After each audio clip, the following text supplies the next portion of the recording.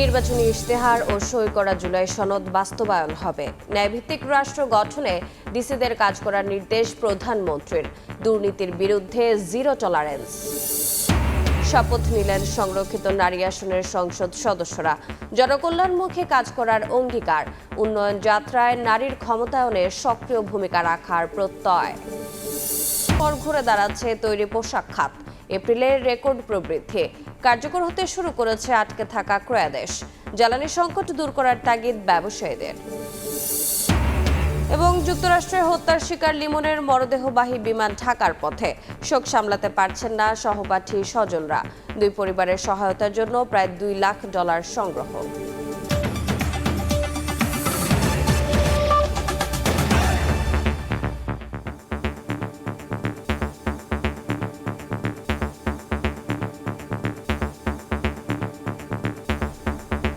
ভোরের সময়ের সঙ্গে আছি আমি রোজা চৌধুরী। নির্বাচনী ইশতেহার ও সই করা জুলাই সনদ পর্যায়ক্রমে বাস্তবায়ন করা হবে বলে জানিয়েছেন প্রধানমন্ত্রী তারেক রহমান। ন্যায়ভিত্তিক রাষ্ট্র গঠন ও জনগণের সেবা নিশ্চিতে জেলা প্রশাসকদের কাজ করার নির্দেশ দিয়েছেন তিনি। রোববার সকালে 4 দিনব্যাপী ডিসি সম্মেলনের উদ্বোধন করে দুর্নীতির বিরুদ্ধে সরকারের আপোষহীন অবস্থান তুলে ধরেন প্রধানমন্ত্রী। সরকার গঠনের পর প্রথম জেলা প্রশাসক সম্মেলন। রোববার সকালে সচিবালয় থেকে রাজধানীর ওসমানী স্মৃতি মিলনায়তনে যান প্রধানমন্ত্রী তারেক রহমান।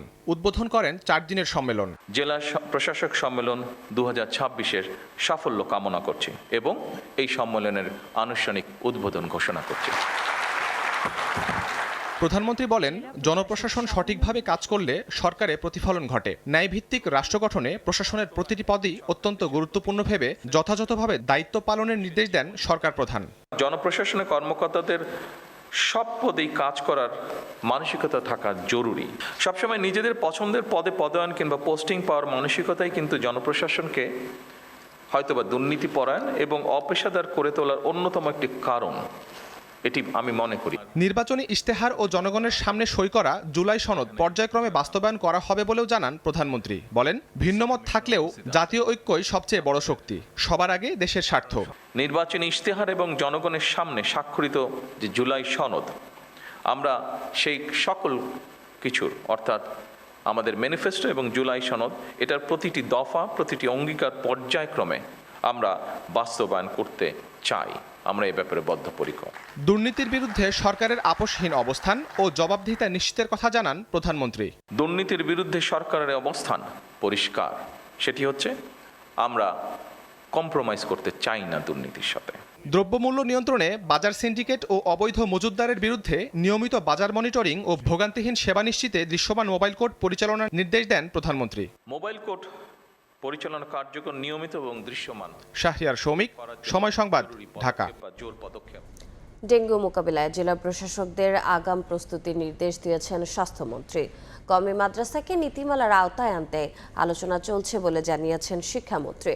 কাজের স্বচ্ছতা নিশ্চিতের নির্দেশ দেন জনপ্রশাসন প্রতিমন্ত্রী। অনিয়ম বন্ধে ডিসিদের কার্যকর ভূমিকা রাখার নির্দেশনাও দেওয়া হয়। রোববার বিকেলে ডিসি সম্মেলনে এসব কথা বলেন মন্ত্রীরা।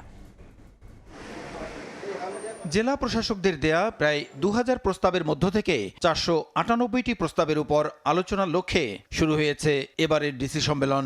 রোববার সকালে রাজধানীর ওসমানী স্মৃতি মিলনায়তনে প্রধানমন্ত্রীর উদ্বোধন শেষে সম্মেলনের প্রথম দিনের কার্য অধিবেশনে ডিসিদের নানা নির্দেশনা দেওয়ার কথা বলেন সংশ্লিষ্ট দপ্তরের মন্ত্রীরা। সামাজিক সুরক্ষা কর্মসূচি, জনপ্রশাসন মন্ত্রণালয়ের সার্বিক পরিকল্পনা তুলে ধরেন মন্ত্রিপরিষদ সচিব নাসিমুল গনি। কাজের ক্ষেত্রে স্বচ্ছতা ও জবাবদিহিতা নিশ্চিতে ডিসিদেরকে নির্দেশনা দেন প্রধানমন্ত্রীর উপদেষ্টা ও জনপ্রশাসন প্রতিমন্ত্রী। প্রশাসনিক কার্যক্রমে স্বচ্ছতা ও জবাবদিহিতা নিশ্চিত এবং সিদ্ধান্ত গ্রহণের ক্ষেত্রে দীর্ঘসূত্রিতা পরিহার করতে হবে। সঠিক উপকারভোগীদের কাছে যাতে সেবা পৌঁছায় তা নিশ্চিত করতে হবে। জনগণের অভিযোগ শুনতে হবে। স্বাস্থ্য বিষয়ক কার্য অধিবেশন শেষে স্বাস্থ্যমন্ত্রী জানান, ডেঙ্গু মোকাবিলায় প্রস্তুতি নেওয়া, ভেজাল ওষুধ বিক্রি বন্ধ সহ হাসপাতালে দালালদের দৌরাত্ম্য বন্ধে কঠোর ব্যবস্থা নেওয়ার নির্দেশনা দেওয়া হয়েছে ডিসিদের। ডেঙ্গু তো আমরা চিকিৎসা করে বাঁচাইতে পারবো না, প্রিভেন্টিভ আমাদের মেজার নিতে হবে। হামের টিকা তো চলছে, এর মধ্যে তো বললাম 81% আমরা টার্গেট কভার করে নিয়েছি। এদিকে কওমি মাদ্রাসাকে নীতিমালার আওতায় এনে সাধারণ শিক্ষার সমমান দিতে আলোচনা হয়েছে বলে জানিয়েছেন শিক্ষামন্ত্রী। তাদের প্রতিনিধির সাথে আমরা বসেছি এবং তাদের ইকুইভ্যালেন্সি ডিগ্রি যেটা হওয়ার সেটা আমরা কথা বলেছি। দাখিল এসএসসি, আলেম এসএসসি, ফাজিল ডিগ্রি, কামেল মাস্টার ডিগ্রি, ওদের শুধু দাওরাকেই বলা হয় মাস্টার ডিগ্রি। ওই লেভেলগুলোকে আমাদের ঠিক করতে হবে। কিছু কিছু জায়গায় টেকনিক্যাল এডুকেশন দিতে হবে। আমরা চাই না তারা আলাদা থাকে। আইন মন্ত্রণালয়ের অধীনস্থ কোনো প্রতিষ্ঠানে অনিয়ম দুর্নীতি পেলে মন্ত্রণালয়কে জানাতে ডিসিদের নির্দেশনা দেওয়া হয়েছে বলে জানান আইনমন্ত্রী। অধীনস্থ যে সমস্ত ডিপার্টমেন্ট আছে সেই ডিপার্টমেন্টগুলোতে কোনো সুনির্দিষ্ট অনিয়ম দুর্নীতির অভিযোগ থাকলে আমাদেরকে জানাতে বলেছি। অনিয়ম বন্ধে কার্যকর উদ্যোগ তদারকি করারও নির্দেশনা দেন আইনমন্ত্রী। তাদেরকে ভিজিল্যান্ট থাকতে বলেছি। প্রসূন আশিস, সময় সংবাদ, ঢাকা। শপথ নিলেন সংরক্ষিত নারী আসনের ৪৯ এমপি। রোববার রাত ৯টায় জাতীয় সংসদ ভবনের শপথ কক্ষে তাদের শপথ পাঠ করান স্পিকার অবসরপ্রাপ্ত মেজর হাফিজউদ্দিন আহমদ। আর এর মধ্য দিয়ে ত্রয়োদশ জাতীয় সংসদে সংরক্ষিত নারী আসনের প্রতিনিধিত্ব পূর্ণতা পেল। শপথ গ্রহণের পর নারী সংসদ সদস্যরা জনকল্যাণমুখী কাজ করার পাশাপাশি নারীর ক্ষমতায়ন ও অধিকার প্রতিষ্ঠায় সক্রিয় ভূমিকা রাখার প্রত্যয় ব্যক্ত করেন। রোববার সন্ধ্যা ৭টার পর একে একে সংসদ ভবনে আসতে শুরু করেন নবনির্বাচিত সংরক্ষিত নারী আসনের সদস্যরা। আমি যে কর্তব্যভার গ্রহণ করিতে যাইতেছি। জাতীয় সংসদ ভবনের শপথ কক্ষে রাত ৯টায় শুরু হয় আনুষ্ঠানিকতা। প্রধানমন্ত্রী ও বিরোধী দলের শীর্ষ নেতাদের উপস্থিতিতে শপথ নেন নতুন নারী এমপিরা। শপথ শেষে দেশ ও মানুষের কল্যাণে কাজ করার প্রত্যয় ব্যক্ত করেন তারা। শুধু ডেমোক্রেসি হলে চলবে না, হিউম্যান রাইটস প্রতিষ্ঠিত করতে হবে বাংলাদেশের মাটিতে। একজন জনপ্রতিনিধি হিসেবেও আমি দেশের মানুষের সেবা করতে চাই। একজন তরুণ প্রতিনিধি হিসেবে তরুণদের জন্য কাজ করতে চাই। নারী হলো একটা সমাজ গঠনের মূল ভিত্তি। সেই মূল ভিত্তিকে আমরা কিভাবে গড়ে তুলব, প্রধানমন্ত্রীর নির্দেশনায় আমরা সেইভাবে একদম ইউনিয়ন কাউন্সিল থেকে শুরু করে উপর পর্যন্ত কাজ করব। নারীর ক্ষমতায়ন ও অধিকার প্রতিষ্ঠায় সক্রিয় ভূমিকা রাখার কথাও জানান নবনির্বাচিত সংসদ সদস্যরা। একই সঙ্গে দেশের উন্নয়ন অগ্রযাত্রা এগিয়ে নিতে সংসদে জনগণের কণ্ঠস্বর তুলে ধরার প্রতিশ্রুতি দেন। তরুণদের সাথে এসে হাত মিলিয়েছি বাংলাদেশকে সংস্কারের জন্যই। তো এই সংস্কারের রাজনীতিটাকেই আমরা সামনে এগিয়ে নিয়ে যেতে চাই। ন্যায় বিচারের বাংলাদেশ গড়তে পারবো, এই দৃঢ় প্রতিজ্ঞভাবে সেই শপথই আমরা নিয়েছি ইনশাল্লাহ। আর বাংলাদেশের হয়ে, বাংলাদেশের পক্ষের শক্তি হয়ে ইনশাল্লাহ কাজ করে যাব। যে আমরা সবাই পরস্পরে একে অন্যকে ভালোবাসি এবং এই দেশটাকে সুন্দর একটা সমৃদ্ধশালী দেশ হিসাবে গঠন করি। সরকার দলীয় চিফ হুইপ বলেন, শপথের মধ্য দিয়ে ত্রয়োদশ জাতীয় সংসদে সংরক্ষিত নারী আসনে প্রতিনিধিত্ব পূর্ণ হলো। গত ৩০ এপ্রিল নির্বাচন কমিশন গেজেট প্রকাশের মাধ্যমে সংরক্ষিত নারী আসনে নির্বাচিত ৪৯ সংসদ সদস্যের নাম ঘোষণা করে। রাজনৈতিক দল ও জোটের ভিত্তিতে বিএনপি থেকে সর্বোচ্চ ৩৬ জন, জামায়াত জোট থেকে ১২ এবং স্বতন্ত্র জোট থেকে ১ জন নারী সদস্য নির্বাচিত হন। সংরক্ষিত নারী আসনের প্রার্থী এনসিপি নেত্রী নুসরাত তাবাসসুমের মনোনয়নও বৈধ ঘোষণা করে ইসি। সানবীর রূপল, সময় সংবাদ, ঢাকা। ভোরের সময় আরও থাকছে। প্রধান ফটকে কড়াকড়ি, পেছনে উন্মুক্ত দেয়াল বিতর্কে আটকে আছে কুমিল্লা জেলা কারাগারের উন্নয়ন। সীমানা প্রাচীর নির্মাণ নিয়ে সরকারি দুই প্রতিষ্ঠানের দ্বন্দ্ব চরমে রয়েছে। যুক্তরাষ্ট্রের হত্যার শিকার জামিল আহমেদ লিমনের মরদেহবাহী বিমান স্থানীয় সময় শনিবার রাতে ফ্লোরিডার অরল্যান্ডো বিমানবন্দর থেকে রওনা হয়ে ঢাকায় পৌঁছাবে সোমবার সকালে। নিহত আরেক শিক্ষার্থী বৃষ্টির মরদেহ ফিউনারেল কর্তৃপক্ষের কাছে হস্তান্তর করেছে পুলিশ। অশ্রু আর ভালোবাসায় সহপাঠীরা বিদায় জানানোর দুদিন পর এবার ঢাকার উদ্দেশ্যে রওনা হয়েছে জামিল আহমেদ লিমনের মরদেহ। স্থানীয় সময় শনিবার রাত 9:45টায় জামিলের মরদেহ বহনকারী এমিরেটস এয়ারলাইন্সের বিমানটি অরল্যান্ডো বিমানবন্দর ছাড়ে। দুবাই হয়ে সোমবার সকালে ঢাকায় পৌঁছাবে মরদেহ। মর্মান্তিক নৃশংস হত্যাকাণ্ডের শিকার জামিল লিমনের মরদেহ আজ যুক্তরাষ্ট্র থেকে বাংলাদেশের উদ্দেশ্যে যাত্রা করল। এই মরদেহ বাংলাদেশে পৌঁছবে 4 মে সকাল 8:40। এদিকে খুন হওয়া আরেক বাংলাদেশি শিক্ষার্থী নাহিদা সুলতানা বৃষ্টির মরদেহ স্থানীয় ফিউনারেল কর্তৃপক্ষের কাছে হস্তান্তর করেছে পুলিশ। আগামী 6 মে তার জানাজা হবে। এরপরই বৃষ্টির মরদেহ ঢাকায় পাঠানোর প্রক্রিয়া শুরু হবে। They are returning home to be buried by their loved ones. তদন্তকারী সংস্থার দাবি, জামিলের রুমমেট হিশাম গার্ভে পরিকল্পিতভাবে দুজনকে হত্যা করেছে। পুলিশ তাকে গ্রেফতার করার পর আদালত জামিন নাকচ করে অভিযুক্তকে কারাগারে পাঠিয়েছে। সাউথ ফ্লোরিডা বিশ্ববিদ্যালয়ে পড়াশোনা, ক্লাস, পরীক্ষা সবই চলছে, কিন্তু ক্যাম্পাস জুড়েই যেন নীরবতা, শোকের ছায়া। কোনোভাবেই জামিল ও বৃষ্টির স্মৃতি ভুলতে পারছে না তার সহপাঠীরা। হাসানুজ্জামান সাকি, সময় সংবাদ, যুক্তরাষ্ট্র। যুক্তরাষ্ট্রে নির্মমভাবে খুন হওয়া পিএইচডি শিক্ষার্থী জামিল ও বৃষ্টির পরিবারের সহায়তায় প্রায় $2 লাখ সংগ্রহ করেছে তাদের সহকর্মী ও বিশ্ববিদ্যালয়ের শিক্ষকরা। ইউনিভার্সিটি অব সাউথ ফ্লোরিডার বাংলাদেশ স্টুডেন্ট অ্যাসোসিয়েশনের প্রেসিডেন্ট মোহাম্মদ আরিয়ান জানিয়েছেন, সংগৃহীত অর্থ দুই পরিবারের মধ্যে সমানভাবে দেয়া হবে। এদিকে বাংলাদেশি দুই শিক্ষার্থী হত্যাকাণ্ডের ঘটনার স্মৃতি এখনও ভুলতে পারছেন না প্রবাসীরা। যুক্তরাষ্ট্র থেকে হাসানুজ্জামান সাকির রিপোর্টে বিস্তারিত। স্মৃতির পাতায় অনিঃশেষ কাব্যের মতো আটকে গেলেন নাহিদা সুলতানা বৃষ্টি। ভাইয়ের সঙ্গে গলা মিলিয়ে এভাবে আর কোনোদিন গাওয়া হবে না তার। একসময় যে জীবন ছিল সঙ্গীতের মূর্ছনায় ভরপুর, ঘাতকের নির্মম ছুরির আঘাতে আনন্দের সেই জীবন শুধু থমকেই যায়নি, স্তব্ধ হলো আগামীর পথচলা। সুন্দর ভবিষ্যতের আশায় মাত্র 8 মাস আগে সাউথ ফ্লোরিডা বিশ্ববিদ্যালয়ে পিএইচডি করতে এসেছিলেন বৃষ্টি। রুমমেটের হাতে প্রাণ হারানো অপর বাংলাদেশি জামিল আহমেদ লিমন ও বৃষ্টি শুধু বিশ্ববিদ্যালয়ের ক্যাম্পাসেই নয়, সাংস্কৃতিক পারদর্শিতার জন্য বেশ পরিচিত ছিলেন স্থানীয় বাংলাদেশি কমিউনিটিতে। ক্যাম্পা ফ্লোরিডা বাঙালি কমিউনিটি থেকে অনেক দুঃখিত, সবাই অনেক শোকাহত লেমন বৃষ্টির জন্য। লেমন বৃষ্টি এখানে সব প্রোগ্রামে ওরা আসতো, ওরা অনেক ভালো ছিল। বৃষ্টি ও জামিলের সহপাঠী ও বন্ধুরা জানিয়েছেন, বাংলাদেশে থাকা উভয় পরিবারের সহায়তায় গো ফান্ড মিতে খোলা অ্যাকাউন্টে এরই মধ্যে $1,84,000 জমা হয়েছে। সংশ্লিষ্টদের আশা, পরিবার দুটির হাতে অন্তত $1 লাখ করে তুলে দেয়া সম্ভব হবে। আমাদের ফান্ড রেজিং ইভেন্ট গোফান্ডমি থ্রুতে এখনো ওপেন আছে। যারা আমাদেরকে সহযোগিতা করতে চান ফাইন্যান্সিয়ালি, আপনাদের ডোরটা এখন ওপেন আছে। সো আমাদেরকে পুরো এন্টায়ার প্রসেস হেল্প করার জন্য আন্তরিকভাবে ধন্যবাদ। এদিকে স্থানীয় ফিউনারেলের মাধ্যমে বৃষ্টির জানাজা ও দেশে পাঠানোর প্রক্রিয়া তদারকি করছে ওয়াশিংটনে বাংলাদেশ দূতাবাস, ফ্লোরিডার মায়ামি কনসুলেট ও Muslim Ummah of North America MUNA. আগামী 6 মে বুধবার স্থানীয় সময় বাদ জমা ইসলামিক সোসাইটি মসজিদে বৃষ্টির জানাজা এবং পরদিন 7 মে ঢাকায় পাঠানো হবে তার মরদেহ। সেই সঙ্গে পাঠানো হচ্ছে বৃষ্টির ব্যবহৃত জিনিসপত্র, যা তার স্মৃতি হয়ে পরিবারের কাছে রয়ে যাবে আজীবন। হাসানুজ্জামান সাকি, সময় সংবাদ, যুক্তরাষ্ট্র। যুক্তরাষ্ট্রের সাউথ ফ্লোরিডা বিশ্ববিদ্যালয়ের বাংলাদেশি দুই পিএইচডি শিক্ষার্থী হত্যাকাণ্ডের রহস্য ধীরে ধীরে উন্মোচন হচ্ছে। লিমনের রুমমেট অভিযুক্ত হিশাম আবু ঘরবেহ পূর্ব পরিকল্পিতভাবে সাজিয়েছেন হত্যার ছক। আদালতে জমা দেওয়া প্রসিকিউটরের নথি ও তদন্ত সূত্রে উঠে এসেছে হত্যা পরিকল্পনার ভয়াবহ এক টাইমলাইন।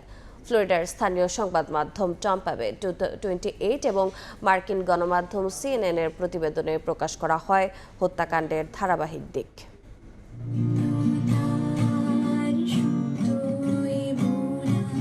গিটার বাজিয়ে ভালো গান গাইতেন কেমিক্যাল প্রকৌশলবিদ্যার পিএইচডি শিক্ষার্থী নাহিদা সুলতানা বৃষ্টি। আর শান্তগরণের জামিল আহমেদ লিমন ভূগোল, পরিবেশ বিজ্ঞান ও নীতি বিষয়ে পিএইচডি শেষে হতে চেয়েছিলেন গবেষক। 27 বছর বয়সী দুজনের ছিল দারুণ বন্ধুত্ব। সম্পর্ক আগামী বছর গড়াতে যাচ্ছিল বিয়েতে, কিন্তু কে জানতো রুমমেট হিশাম আবু ঘরবেহের হাতে খুন হয়ে মৃত্যু হবে তাদের সব স্বপ্নের। যুক্তরাষ্ট্রের ফ্লোরিডায় অবস্থিত ইউনিভার্সিটি অব সাউথ ফ্লোরিডার দুই বাংলাদেশি পিএইচডি শিক্ষার্থীর নিখোঁজ থাকার প্রায় 1 সপ্তাহ পর জানা যায় দুজনেই প্রাণ হারিয়েছেন। লিমনের লাশ উদ্ধারের দিনটি ছিল স্থানীয় পুলিশের জন্য অত্যন্ত নাটকীয়। 24 এপ্রিল লিমনের দেহের অবশিষ্টাংশ টেম্পার্ড হাওয়ার্ড ফ্রাঙ্কলিন সেতু থেকে উদ্ধারের কয়েক ঘন্টা পরেই পুলিশ হিশামের পরিবার থেকে সহিংসতার একটি ফোন পায়। পুলিশ দ্রুত সেখানে উপস্থিত হলে হিশাম ঘরের ভেতর নিজেকে অবরুদ্ধ করে ফেলেন। পরিস্থিতি মোকাবিলায় স্থানীয় পুলিশের বিশেষায়িত ইউনিট সোয়াট টিমকে তলব করতে হয়। দীর্ঘ সময় ধরে চলা এই উত্তেজনার পর অবশেষে সোয়াট টিমের চাপে হিশাম আত্মসমর্পণ করতে বাধ্য হন। আদালতে জমা দেয়া প্রসিকিউটরের নথি ও তদন্তে উঠে এসেছে হত্যা পরিকল্পনার ভয়াবহ টাইমলাইন। 7 ও 11 এপ্রিল সন্দেহভাজন হিশাম সালেহ আবু ঘরবে অ্যামাজন থেকে ডাক্ট টেপ, আবর্জনার ব্যাগ, লাইটার ফুয়েল ও ফায়ার স্টার্টার কেনেন। 13 এপ্রিল চ্যাট জিপিটিকে জিজ্ঞাসা করেছিলেন কালো ব্যাগে লাশ ফেললে কি হয়। চ্যাটবট উত্তর দেয় এটা বিপজ্জনক শোনাচ্ছে, তবে হিশাম লেখেন তারা কিভাবে জানতে পারবে। 24 এপ্রিল হাওয়ার্ড ফ্রাঙ্কল্যান্ড সেতুতে তল্লাশি চালিয়ে কালো রঙের একটি আবর্জনার ব্যাগ খুঁজে পান গোয়েন্দারা। ফোনের তথ্য অনুযায়ী 17 এপ্রিল ওই জায়গাতে থেমেছিলেন তিনি। সেতুতে পাওয়া ব্যাগে মেলে লিমনের দেহাবশেষ। Plastic bag has been opened. There's been salt water in there. He can't tell what it is, but it looks like a human body. তবে হদিস ছিল না আরেক শিক্ষার্থী নাহিদা সুলতানা বৃষ্টির। লিমনের মরদেহ খুঁজে পাওয়ার 2 দিন পর মেনগ্রুপ এলাকায় কয়েকজন মাছ শিকারী একটি কালো রঙের পলিথিন দেখতে পান। খবর পেয়ে পুলিশ ঘটনাস্থলে গিয়ে পলিথিনের ভেতর মরদেহের খণ্ডিত অংশ উদ্ধার করে। সিসিটিভি ফুটেজে পোশাক দেখে 30 এপ্রিল হিলসবুরু কাউন্টি শেরিফ নিশ্চিত করেন খণ্ডিত মরদেহটি নাহিদা সুলতানা বৃষ্টির।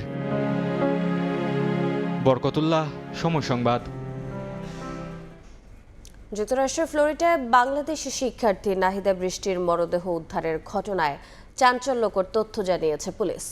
মাছ ধরতে গিয়ে এক জেলের চোখে পড়ে দুর্গন্ধযুক্ত একটি ব্যাগ, যেখান থেকে বেরিয়ে আসে বৃষ্টির নিথর দেহ।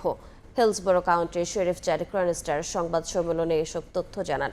মরদেহটি পচন ধরা অবস্থায় থাকায় শনাক্ত করতে ডিএনএ ও দাঁতের রেকর্ড পরীক্ষা করতে হয়েছে বলেও জানান শেরিফ ক্রনিস্টার। মাছ ধরার সময় ঝোপে আটকে যায় ছিপ, আর সেখান থেকেই বের হয় পচা দুর্গন্ধযুক্ত ব্যাগ। ব্যাগের ভেতরেই ছিল বাংলাদেশি শিক্ষার্থী বৃষ্টির মরদেহ। আর এভাবেই উদ্ধার হয় ফ্লোরিডা বিশ্ববিদ্যালয়ের নিখোঁজ শিক্ষার্থী নাহিদা বৃষ্টি। তদন্ত কর্মকর্তারা জানান, ফ্লোরিডায় সেন্ট পিটার্সবার্গের উত্তর উপকূলে ছোট নৌকা চালিয়ে মাছ ধরার সময় এক জেলের ছিপ ঝোপে আটকে গেলে সেটি ছাড়াতে গিয়ে তীব্র দুর্গন্ধ পান। পরে দুর্গন্ধযুক্ত একটি কালো ময়লার ব্যাগ খুলে ভেতরে মরদেহ দেখতে পেয়ে পুলিশকে খবর দেন তিনি। হিলসবরো কাউন্টির শেরিফ চ্যাড ক্রনিস্টার সংবাদ সম্মেলনে জানান, মরদেহটি পচন ধরা অবস্থায় থাকায় শনাক্ত করতে ডিএনএ ও দাঁতের রেকর্ড পরীক্ষা করতে হচ্ছে। তবে নিখোঁজ হওয়ার সময় বৃষ্টি যে ধরনের পোশাক পরেছিলেন, উদ্ধার হওয়া মরদেহেও একই ধরনের পোশাক থাকায় প্রাথমিকভাবে পরিচয় নিশ্চিত করা হয়েছে। হত্যাকাণ্ডের শিকার নাহিদা বৃষ্টি ও জামিল লিমন উভয়ই বাংলাদেশি এবং ইউএসএফ-এ স্টুডেন্ট ভিসায় পড়াশোনা করছিলেন। গত 16 এপ্রিল বৃষ্টিকে সর্বশেষ দেখা যায় এবং পরের দিন ইউএসএফ পুলিশকে তার নিখোঁজ হওয়ার কথা জানানো হয়। আর লিমনের নিখোঁজ হওয়ার খবর পাওয়া যায় 18 এপ্রিল। তদন্তকারীরা এখনও হত্যার কারণ বা মোটিভ খুঁজে বের করার চেষ্টা করছেন বলে জানান শেরিফ ক্রনিস্টার। শিউলি রোজা, সময় সংবাদ। যুক্তরাষ্ট্রে খুন হওয়া বাংলাদেশি শিক্ষার্থী জামিল আহমেদ লিমন ও নাহিদা সুলতানা বৃষ্টির মরদেহের অপেক্ষায় বাংলাদেশ। 2 মেধাবী শিক্ষার্থীর মৃত্যুতে থামছে না স্বজন ও শিক্ষকদের কান্না। আলোচিত এই খুনের ঘটনায় দৃষ্টান্তমূলক বিচার চান তারা। যুক্তরাষ্ট্রে পড়তে গিয়ে প্রাণ হারানো 2 পিএইচডি শিক্ষার্থী জামিল হোসেন লিমন ও নাহিদা সুলতানা বৃষ্টির জন্য থামছে না স্বজনদের কান্না। লিমনের পৈতৃক ভিটা জামালপুরে হলেও শৈশব কেটেছে গাজীপুরের মাওনায়। সেখানেই স্কুল জীবন শুরু। খুলনা বিশ্ববিদ্যালয় থেকে ভূগোল ও পরিবেশ বিজ্ঞানে মাস্টার্স শেষ করে লিমন পিএইচডি শিক্ষার্থী হিসেবে পাড়ি জমান যুক্তরাষ্ট্রের ফ্লোরিডায়। সেখানে রুমমেটের হাতে খুন হন তিনি। পরিবারের মেধাবী ছেলেটার খুন হওয়ার ঘটনায় শোক ছুঁয়েছে জামালপুরেও। আমরা এটা কখনো আশা করি নাই যে আমাদের ভাই এত তাড়াতাড়ি আমাদের কাছ থেকে চিরতরে বিদায় নিব। যে তাকে মাইরা ফেলাইছে, আমরা তার বিচার চাই। আমরা চোখে দেখতে পারি বিচারটা। এদিকে কেমিক্যাল ইঞ্জিনিয়ারিং এ পিএইচডি পড়তে যাওয়া নাহিদা সুলতানা বৃষ্টির লাশের অপেক্ষায় তার শরীর ও স্বজনরা। তার পৈতৃক বাড়ি মাদারীপুরের চর গোবিন্দপুরে হলেও সেখানে থাকে না পরিবারে কেউই। বাবার এনজিওতে চাকরির সুবাদে দীর্ঘদিন ধরে তার পরিবার থাকছেন রাজধানীর মিরপুরের পল্লবীতে। পড়াশোনা করে আসবে, যে এই মাসে আসার কথা ছিল, আসতে পারে নাই। আবার আমার আপুকে হত্যা করা হয়েছে। এই হত্যাকাণ্ডের সাথে যারা জড়িত তাদের কঠিনতম শাস্তির আবেদন করছি। শোক ছুঁয়েছে বৃষ্টির ক্যাম্পাস নোয়াখালী বিজ্ঞান ও প্রযুক্তি বিশ্ববিদ্যালয় জুড়ে। সাবেক এক শিক্ষার্থীর এমন মৃত্যুর ঘটনায় হতবাক বৃষ্টির সাবেক department applied chemistry and chemical engineering এর শিক্ষার্থী ও শিক্ষকরা। অনেক স্বপ্ন নিয়ে একটা দেশে পড়তে গেছে, এখন ওখানে গিয়ে এভাবে লাশ হয়ে ফিরে আসাটা আসলে আমাদের কারো কাম্য না। আতঙ্ক কাজ করছে আমাদের মাঝে যে আমাদের যে সিনিয়ররা বিদেশে আছেন তাদের সেফটি। সুষ্ঠু তদন্তের ভিত্তিতে ওর সর্বোচ্চ শাস্তি নিশ্চিত করা হোক। এই ধরনের মৃত্যু আসলে খুবই অনাকাঙ্ক্ষিত এবং আমি খুবই দুঃখ প্রকাশ করছি। আমরা সবাই আসলে তখন খুব খুশি ছিলাম যে আমাদের একজন স্টুডেন্ট আমেরিকা যাচ্ছে, তাও কেমিক্যাল ইঞ্জিনিয়ারিং পিএইচডি করতে যাচ্ছে। জামিল আহমেদ লিমন ও নাহিদা সুলতানা বৃষ্টি দুজনেই ছিলেন যুক্তরাষ্ট্রের ইউনিভার্সিটি অব সাউথ ফ্লোরিডার পিএইচডি অধ্যয়নরত। স্বপ্ন ছিল পড়াশোনা শেষ করে দেশ সেবায় নিয়োজিত হওয়া, কিন্তু ঘাতকের নির্মমতায় চিরদিনের জন্য হারিয়ে গেলেন তারা। তৌফিক মাহমুদ, সময় সংবাদ। যুক্তরাষ্ট্রে 2 বাংলাদেশি শিক্ষার্থী হত্যার প্রভাব পড়েছে বিদেশে উচ্চশিক্ষা নীতি ইচ্ছুকদের ওপর। সন্তানের নিরাপত্তা ভাবনায় দ্বিধাদ্বন্দ্বে অনেক পরিবারও। লিমন বৃষ্টির মতো ঠিক কতজন এমন হত্যার শিকার হয়েছেন তার হিসাব নেই সরকারের কাছে। এ অবস্থায় বিদেশে থাকা শিক্ষার্থীদের নিরাপত্তায় মনিটরিং সিস্টেম চালুর তাগিদ শিক্ষাবিদদের।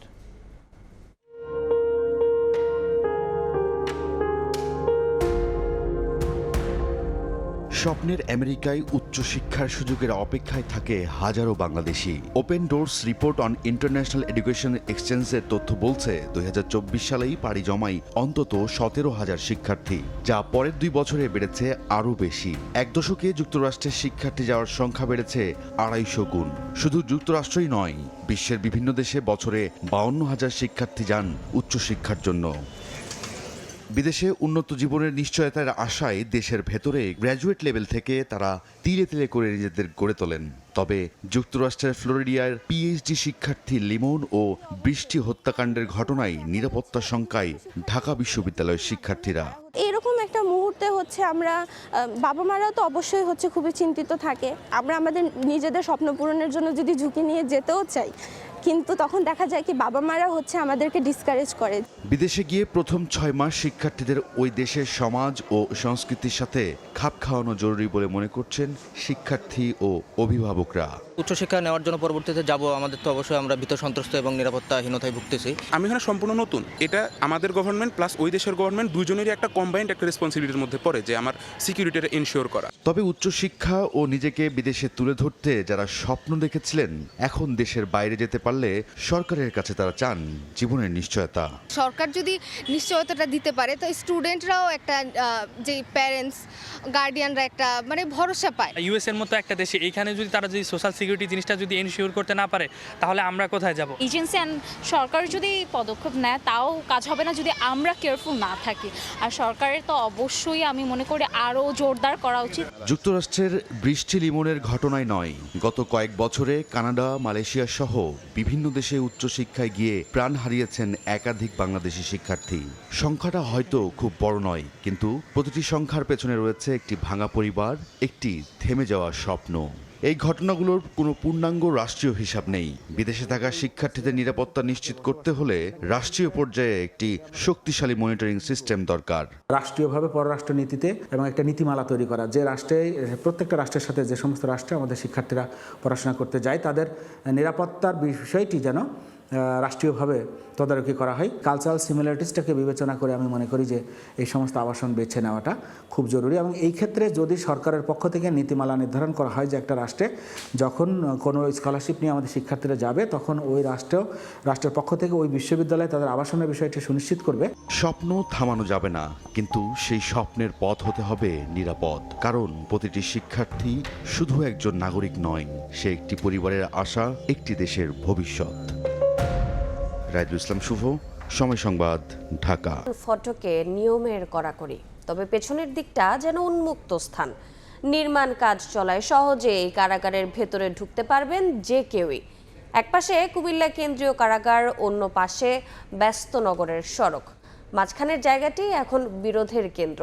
সীমানা প্রাচীর কোথায় হবে সে প্রশ্নে মুখোমুখি সরকারি দুই পক্ষ। ইশতিয়াক আহমেদের রিপোর্ট।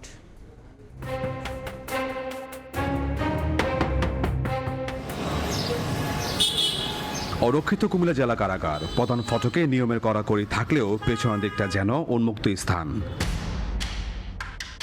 নির্মাণ কাজ চলায় সহজেই পথে কারাগারের ভেতরে যাতায়াত করেন যে কেউ। এ নিয়ে সংবাদ প্রচারের পর বাড়ে কারারক্ষীদের তৎপরতা, তবে রয়ে যায় সেই ভাঙা প্রাচীর। সংকটের শুরুটা পুরনো প্রাচীর ভেঙে নতুন দেয়াল নির্মাণকে ঘিরে সিটি কর্পোরেশন ও কারা কর্তৃপক্ষ বিবাদে। এক পাশে কুমিল্লা কেন্দ্রীয় কারাগার, অন্য পাশে ব্যস্ত নগরীর ঐতিহাসিক গ্র্যান্ড ট্রাঙ্ক সড়ক। মাঝখানে এই জায়গাটি এখন বিরোধের কেন্দ্র। চলতি বছরের 10 জানুয়ারি সড়কে গা ঘেঁষে নতুন সীমানা প্রাচীর নির্মাণের কাজ শুরু করে কারা কর্তৃপক্ষ। এতে আপত্তি তোলে নাগরিক সমাজ ও সিটি কর্পোরেশন। অভিযোগ উঠে আগের অবস্থান ছেড়ে প্রায় 25 ফুট সামনে দেয়াল নির্মাণের চেষ্টা চলছে। এতে শহরের প্রধান সড়কের প্রশস্ততা কমে বাড়তে পারে যানজট। প্রবল জন আপত্তির মুখে 12 জানুয়ারি প্রথম দফায় বন্ধ হয় কাজ। পরে কারাগারের সামনের অংশে আবারও দেয়াল নির্মাণ শুরু হলে 18 জানুয়ারি আবারও বন্ধ করে দেওয়া হয়। পরে প্রশাসনিক বৈঠকে কারাগারের অন্য পাশের দেয়ালের নির্মাণ কাজ চলবে সিদ্ধান্ত দিয়ে অন্তত 2 জন মানুষ হাঁটতে পারে এমন জায়গায় রেখে পুনরায় কাজ শুরু হয় এবং প্রায় অর্ধেক কাজ শেষও হয়। পরে সিটি কর্পোরেশনের নির্দেশে 26 জানুয়ারি আবারও বন্ধ হয়ে যায় কাজ। আগের অবস্থানে সীমানা প্রাচীর নির্মাণের দাবিতে 27 জানুয়ারি সচেতন নাগরিকদের ব্যানারে হয়নি মানববন্ধন। একেবারে রোডটা ঘেঁষেই কারাগার কর্তৃপক্ষ অবৈধভাবে সীমানা প্রাচীর নির্মাণের উদ্যোগ নিয়েছে। নিরাপত্তার নাম দিয়ে যেই দেয়াল নির্মাণ করছে, এতে রাস্তাটি সংকুচিত হচ্ছে। জেলা প্রশাসন বা গ্র্যান্ড ট্রাঙ্ক রোডের যেই জায়গাটা সেটিকে ব্যাহত করার উদ্দেশ্যে তারা একটি পরিকল্পিতভাবে এই কাজটি করছে। এদিকে জমি নিয়ে বিরোধে সামনে আসে রেকর্ডের ভিন্নতাও। 1965 সালে RS রেকর্ডে 1081 দাগের জমি রাস্তা শ্রেণীতে জেলা প্রশাসকের নামে ছিল। পরে 1995 সালের BS রেকর্ডে একই জমি ভিটা শ্রেণীতে বাংলাদেশ সরকারের পক্ষে কুমিল্লা কেন্দ্রীয় কারাগারের নামে দেখানো হয়। নগর পরিকল্পনা অনুযায়ী আগের অবস্থানে দেয়াল নির্মাণ করা উচিত বলছে সিটি কর্পোরেশন। আর কারা কর্তৃপক্ষ বলছে সব মহলের সঙ্গে আলোচনার মাধ্যমে হবে সমাধান। নিরাপত্তার প্রশ্ন তো আছেই। মন্ত্রী মহোদয়ের ওনার উপস্থিতিতেই প্রশাসক মহোদয় উনি ছিল, এটা আলাপ আলোচনার মাধ্যমেই ভিতরে এটা মেই হবে। এখন কিছু দাবি দেওয়া আসছে, তা আমরা ওইগুলা সমন্বয় করেই আমরা কিসের ভিতরে করব। যেই বাউন্ডারি ওয়ালটা এখন হচ্ছে, এই বাউন্ডারি ওয়াল পুরাতন যে বাউন্ডারি ওয়ালটা ছিল ওটা ভেঙে যদি বাউন্ডারি ওয়ালটা করে তাহলে সিটি কর্পোরেশনের কোনো আপত্তি নেই। কারাগার যেখানে নিরাপত্তার কথা বলছে সেখানে সিটি কর্পোরেশন এবং সচেতন মহল জোর দিচ্ছে নগর স্বার্থে। তবে দুই পক্ষের অবস্থান এখনো আলাদা। কুমিল্লা শহরের মাঝখানে একটি দেয়াল ঘিরে সমাধানের অপেক্ষায় পুরো নগরবাসী। ইশতিয়াক আহমেদ, সময় সংবাদ, কুমিল্লা। 2035 সালের মধ্যে এশিয়া ও প্রশান্ত মহাসাগরীয় অঞ্চলে নবায়নযোগ্য জ্বালানি ও ডিজিটাল অবকাঠামোতে $70 বিলিয়ন বিনিয়োগ করবে এশিয়া উন্নয়ন ব্যাংক ADB। এর মধ্যে ডিজিটাল সংযোগ উন্নয়নে $20 বিলিয়ন এবং এনার্জি গ্রিড উন্নয়নে $50 বিলিয়ন বরাদ্দ থাকবে। রোববার ADBর 59তম বার্ষিক সম্মেলনে এই উদ্যোগের ঘোষণা দেন সংস্থাটির প্রেসিডেন্ট মাসাতো কান্দা। এই বিনিয়োগের মাধ্যমে এশিয়া ও প্রশান্ত মহাসাগরীয় অঞ্চলের বিদ্যুৎ গ্রিড আধুনিকায়ন, সীমান্ত জুড়ে বিদ্যুৎ সংযোগ সম্প্রসারণ এবং নবায়নযোগ্য জ্বালানি উৎপাদন বাড়ানোর ওপর গুরুত্ব দেওয়া হবে। পাশাপাশি ডিজিটাল অবকাঠামো উন্নয়নে fibre optic network, data centre এবং উচ্চগতির ইন্টারনেট সেবা সম্প্রসারণেও বড় অগ্রগতি আসবে বলে আশা প্রকাশ করা হয়েছে। প্রকল্পগুলো বাস্তবায়নের মাধ্যমে প্রায় 4.84 মিলিয়ন নতুন কর্মসংস্থান সৃষ্টির সম্ভাবনার কথাও জানিয়েছে সংস্থাটি। টানা 8 মাস পর এপ্রিলে ঘুরে দাঁড়িয়েছে দেশের রফতানিমুখী তৈরি পোশাক খাত। রেকর্ড 31% বেশি প্রবৃদ্ধি নিয়ে গেল এ মাসে এ খাত থেকে আয় হয়েছে $314 কোটি 9 লাখ মার্কিন। উদ্যোক্তারা বলছেন রাজনৈতিক স্থিতিশীলতা ফেরার সুফল মিলতে শুরু করেছে। স্থগিত থাকা ক্রয়াদেশও কার্যকর করছেন ক্রেতারা। শিল্পে বিদ্যুৎ ও জ্বালানি সংকট দূর করার তাগিদ ব্যবসায়ীদের। সাখাওয়াত টিপুর ক্যামেরায় বিস্তারিত জানাচ্ছেন কমল দে। মার্কিন শুল্ক যুদ্ধ শুরুর পর অস্থিতিশীল হয়ে ওঠে বিশ্ববাজার। গেল বছরের আগস্ট থেকে বছর ব্যবধানের তৈরি পোশাক শিল্পের রপ্তানি আয় কমে প্রতি মাসে। অবশেষে এপ্রিলে গেল বছরের এই সময়ের তুলনায় এ খাতের রেকর্ড প্রবৃদ্ধিতে দেশে আসে $3 বিলিয়ন মার্কিন বেশি রপ্তানি আয়। এই অর্থ বছরে আপনি কিন্তু খুব একটা বেশি পজিটিভ দেখবেন না, কারণ আমাদের হাতে আছে মাত্র আর মে এবং জুন এই 2টা মাস, এই 2 মাসে আমার মনে হয় না আমরা খুব একটা বেশি গ্রোথ যেতে পারবো, তবে আশা করতেছি আমরা কিছুটা পজিটিভের দিকে আমরা থাকবো। এবং এই পজিটিভ থাকতে হলে কিন্তু সরকারের যে লজিস্টিক সাপোর্ট যেটা স্পেশালি আমাদেরকে এখন বর্তমানে দিয়ে যাচ্ছে সেটা অব্যাহত থাকতে হবে। গার্মেন্টস ব্যবসায়ীদের দাবি, মধ্যপ্রাচ্যের সংঘাতের মধ্যে বিদেশি ক্রেতা প্রতিষ্ঠানগুলো বাংলাদেশে প্রয়োদশ বাড়িয়েছে।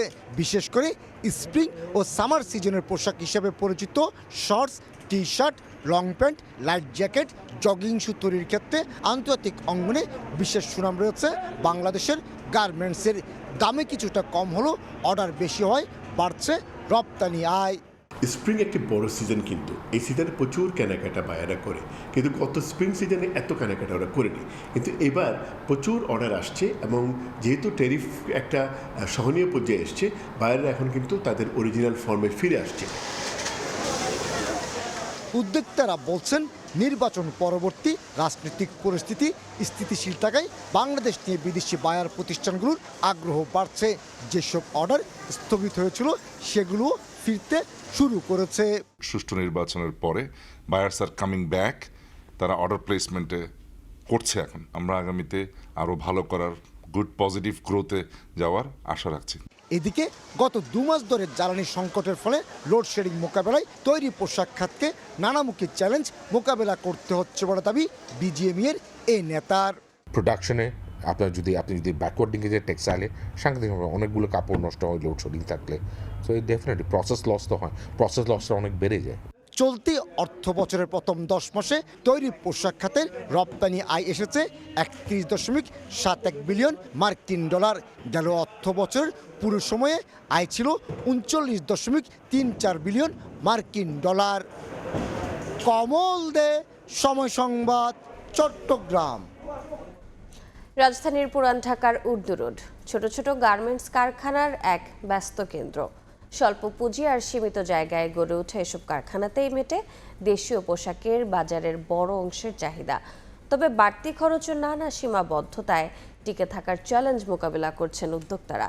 অভ্যন্তরীণ বাজারের ক্রেতাদের কথা মাথায় রেখে এ খাতের উন্নয়নে সরকারকে নীতি কৌশল সাজানোর তাগিদ অর্থনীতিবিদদের। পুরান ঢাকার উর্দু রোড দেশের ব্যবসা বাণিজ্য অগ্রগতিতে ওতপ্রোতভাবে জড়িয়ে আছে বর্তমানের এই ঘিঞ্জি এলাকা। এখানকার বিভিন্ন বিচ্ছিন্নভাবে গড়ে ওঠা ছোট ছোট কারখানায় তৈরি পোশাকেই মেলে দেশের অভ্যন্তরীণ বাজারের বড় একটা অংশ। আর সেই যোগান দিতে গিয়ে কর্মসংস্থান হয়েছে লাখো মানুষের, মিটছে তাদের সংসার ব্যয়ে অর্থের প্রবাহ। এখানে স্যালারিও ভালো, সুযোগ সুবিধা ভালো, সবকিছু ভালো। আমরা মজুরি পাই, আপনাকে নর্মাল পাঞ্জাবির হলেও আপনাকে 70 টাকা মজুরি, আর ডিজাইন হলে ওটা আলাদা দেওয়া হয়। মহাজন অনেক ভালো, আমাদের দেখভাল করে, মজুরির বাইরেও এমনি খোঁজখবর নেই। আমাদের টাকা নিয়ে কোনো সমস্যা নাই, আর কাজ কামও সুবিধা আছে, যখন ছুটি চাই দেয়। স্বল্প পুঁজি, অল্প জায়গা আর হাজারো মানুষের পরিশ্রমে তৈরি পোশাকে নামি দামি ব্র্যান্ডের পাশে সারা দেশের বাজার ধরাই লক্ষ্য বলে জানান উদ্যোক্তারা। বাংলাদেশে বড় বড় শোরুম আছে, সব আমাদের এখান থেকেই যায়, আর 50% আদার্স বিভিন্ন জায়গা থেকে যায়। কম দামের ভিতরে ভালো না, শুধু খুবই ভালো। একদম মনে করেন যেমন পাঞ্জাবি আছে, তেমন শার্ট আছে, ব্লেজার আছে, প্যান্ট আছে, অনেক হাই কোয়ালিটি। তবে চ্যালেঞ্জও কম নয়। কাঁচামালের দাম বৃদ্ধি আর সীমিত সুযোগ সুবিধার মধ্যেই চালাতে হয় টিকে থাকার লড়াই। তাদের দাবি, দেশের বাজার ফোকাস করে এসব কারখানার জন্য বিশেষায়িত এলাকা করা হলে প্রতিযোগিতার সক্ষমতা যেমন বাড়বে, তেমনি আরও উন্নত মানের পোশাক পাওয়ার সুযোগ বাড়বে ক্রেতাদের। আমরা যারা লোকালভাবে প্রোডাকশন দিই, তারা কিন্তু 4 থেকে 5 জায়গায় আমাদের ভ্যাট দিতে হয়। 4 জায়গায় যদি ভ্যাট দেয়, 15% করে ভ্যাট দিলে, আমার 7.5% করে ভ্যাট দিলে, এখানে কিন্তু আবার 100 টাকার মালে 30 টাকা আমার কস্টিং বেড়ে যায়। আমাদের যদি একটা গার্মেন্টস পল্লী থাকতো, তাহলে আমাদের লিঙ্কেজ যেগুলি আমাদের সেক্টরগুলি আছে, যেমন এমব্রয়ডারি, ডাইং, সুতা, বোতাম, এগুলি পাশাপাশি থাকলে আমাদের ক্যারিং কস্টটা কম হইতো। তাইলে আমরা সরকারের সাথে আমরা মিউচুয়ালভাবে আমরা এই সেক্টরকে আরও উন্নত করতে পারতাম। মানুষের নিত্যদিনের ঊর্ধ্বমুখী খরচ মেটানোর পাশাপাশি মৌলিক চাহিদা পূরণে পোশাকের ব্যয়ভার কমাতে এসব কারখানা কর্মসংস্থান নিয়ে সরকারকে বিশেষ পরিকল্পনা নেওয়ার তাগিদ দিচ্ছেন অর্থনীতিবিদরা। একটা জায়গায় তাদের জন্য বিশেষত যদি একটা কম জায়গার অঞ্চলও হয়, তারপরেও এটা তাদের জন্য তখন ভালো হবে। তার কারণ তারা অনেক রকমের ম্যাটেরিয়াল সোর্সিং করছেন, তো বিভিন্ন জায়গায় তারা দৌড়াদৌড়ি করছেন। বরং একটা জায়গাতেই যদি সব কিছু পাওয়া যায়, সেখানে র মেটেরিয়াল ফেব্রিক থেকে শুরু করে যে অ্যাক্সেসরিজ সেটাও হবে, আবার এর পাশাপাশি যারা পোশাক তৈরি করছেন তো ওই কারখানাগুলো বসবে। তো এইভাবে করে কিন্তু একটা যে স্থানীয়করণ সেটার অনেক সুবিধাও আছে। ছোট পরিসরে শুরু হলেও এই শিল্প এখন বড় বাজারের অংশ। তবে টিকে থাকতে প্রয়োজন নীতিগত সহায়তা ও পরিকল্পিত উন্নয়ন। শিমুল হোসেন, সময় সংবাদ, ঢাকা। ভোরের সময় আরও থাকছে। নির্ধারিত সময়ের ৭ বছর পরও চালু হয়নি ২০০ শয্যা বিশিষ্ট বরিশাল শিশু হাসপাতাল। কয়েক দফা সময় বাড়িয়েও ফল মেলেনি। জনবল ও সরঞ্জাম সংকট ও ডায়াগনস্টিক সেন্টারে ছেয়ে গেছে পিরোজপুর। অভিযোগ আছে প্রায় অর্ধশত ক্লিনিকের নেই বৈধ অনুমোদন, চিকিৎসা সরঞ্জাম সহ নেই দক্ষ জনবলও। তবুও দালাল চক্রের মাধ্যমে সরকারি হাসপাতাল থেকে রোগী ভাগিয়ে পাঠানো হচ্ছে এসব ক্লিনিক ও ডায়াগনস্টিক সেন্টারে। প্রতিনিয়ত স্বাস্থ্য ঝুঁকিতে পড়ছেন রোগীরা। জিয়াউল হকের তথ্য ও তরিকুল ইসলাম অভির ছবিতে রিপোর্ট। পুলিশের অভিযানে আটক দালাল। রোগী ভাগিয়ে বেসরকারি ক্লিনিকে নেওয়ার সময় পিরোজপুর জেলা হাসপাতাল থেকে তাকে আটক করে আইনশৃঙ্খলা বাহিনী। এভাবেই প্রতিনিয়ত নাম সর্বস্ব বেসরকারি ক্লিনিকে ও ডায়াগনস্টিক সেন্টারে রোগী ভাগিয়ে নেওয়ার অভিযোগ ওঠে দালাল চক্রের বিরুদ্ধে। পিরোজপুরের মঠবাড়িয়া, ভান্ডারিয়া, নেছারাবাদ সহ প্রায় সব উপজেলা স্বাস্থ্য কমপ্লেক্সের পাশে ব্যাঙের ছাতার মতো গড়ে উঠেছে বেসরকারি ক্লিনিক ও ডায়াগনস্টিক সেন্টার, যেখানে ভুল চিকিৎসায় দিন দিন বাড়ছে রোগী মৃত্যু। ভুক্তভোগীদের অভিযোগ স্বাস্থ্য কমপ্লেক্সগুলোর পাশে গড়ে ওঠা বিভিন্ন ক্লিনিক ও ডায়াগনস্টিক সেন্টারের কারণে সরকারি হাসপাতালে সেবা পান না তারা। এমনকি রোগীদের কোনো পরীক্ষা কিংবা অপারেশনের প্রয়োজন হলে দালালদের মাধ্যমে চিকিৎসকরা পাশের ক্লিনিকে বা ডায়াগনস্টিক সেন্টারে পাঠিয়ে দেন।